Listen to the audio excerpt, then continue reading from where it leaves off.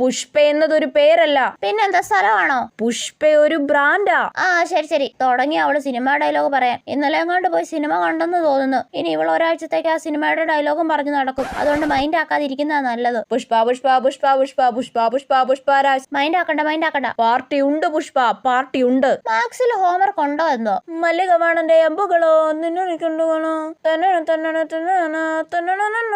Mind ആക്കണ്ട, എന്തായാലും പാടിക്കോട്ടെ. Pushpa national ആണെന്ന് കരുതണ്ട. അതിന് ഞാനൊന്നും കരുതുന്നില്ലേ. ഇന്റർനാഷണൽ. ഓ, പുഷ്പ എന്നാൽ ഫ്ലവർ ആണെന്ന് വിചാരിച്ചോ? ഞാനൊന്നും വിചാരിച്ചിട്ടില്ലേ. ഫയർ അല്ലേ?